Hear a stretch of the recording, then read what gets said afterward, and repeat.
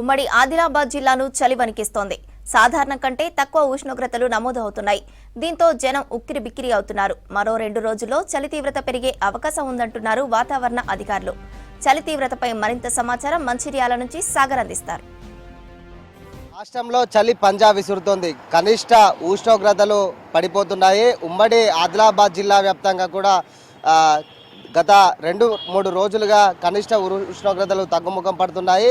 ఇప్పటికే దాదాపు అల్పపీడన ప్రభావంతో గత వారం రోజులుగా తగ్గిన ఉష్ణోగ్రతలు ఇప్పుడిప్పుడే తగ్గుముఖం పడ్డాయి. గత వారం రోజులుగా చూసుకున్నట్లయితే వారం రోజులుగా అల్పపీడన ప్రభావంతో ఎక్కువగా చలి తీవ్రతలు ఎక్కువగా నమోదు కాకపోతుండే ఇప్పుడు అల్పపీడన ప్రభావం తగ్గుముఖం పట్టడంతో స్వల్పంగా క్రమక్రమంగా చలి తీవ్రత పెరుగుతుంది. దీంతో ప్రజలు బయటికి వెళ్ళాలంటే తీవ్ర ఇబ్బందులు పడుతున్న సిచ్యువేషన్స్ కనిపిస్తున్నాయి. ఎందుకంటే వివిధ పనులకు వెళ్ళేవారు కావచ్చు, ఇటు స్కూల్కి వెళ్ళే పిల్లలు సైతం చలికి తీవ్ర ఇబ్బందులు పడుతున్నారు.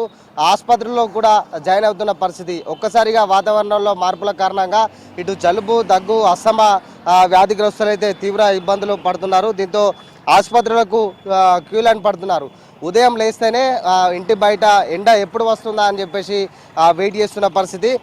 మొత్తం ఉమ్మడి ఆదిలాబాద్ జిల్లా వ్యాప్తంగా ఇటు మంచిర్యాల, పెద్దపల్లి జిల్లాలో నిన్న ఇవాళ కనిష్ట ఉష్ణోగ్రతలు 10గా నమోదయ్యాయి. ఇవాళ మరింత తక్కువగా 9గా ఆన్లైన్ వాతావరణ శాఖ చెప్తున్న పరిస్థితి. 9 డిగ్రీల కనిష్ట ఉష్ణోగ్రతకు చేరబోతుందని చెప్పేసి ఇటు వాతావరణ శాఖ అధికారులు అయితే హెచ్చరిస్తున్నారు. అందరూ తగు జాగ్రత్తలు పాటించాలని కూడా సూచిస్తున్న పరిస్థితి. ఇక ఓవరాల్గా మంచిర్యాల జిల్లాలో సింగరేణి ప్రాంతం కోల్ బెల్ట్ ప్రాంతం కావడంతో ఇటు డ్యూటీలకు వెళ్ళే సింగరేణి కార్మికులు కూడా తీవ్ర ఇబ్బందులు పడుతున్నారు. ఉదయం 4 గంటలకే లేచి విధులకు హాజరు కావాల్సి ఉంటుంది. అట్లాంటి సింగరేణి కార్మికులు చలికి మాత్రం తీవ్ర ఇబ్బందులు పడుతున్న సిచ్యువేషన్స్ మనకు కనిపిస్తున్నాయి. ఉమ్మడి ఆదిలాబాద్ జిల్లా వ్యాప్తంగా చూస్తున్నట్లయితే దాదాపు గత 2 రోజుల నుంచి కూడా అధిక సంఖ్యలో చలి తీవ్రత పెరుగుతుంది. మరికొన్ని 2 రోజుల్లో కూడా చలి తీవ్రత ఎక్కువగా నమోదు కాబోతున్నాయి. అందరూ తగు జాగ్రత్తలు పాటించాలని వాతావరణ శాఖ హెచ్చరిస్తున్న పరిస్థితి.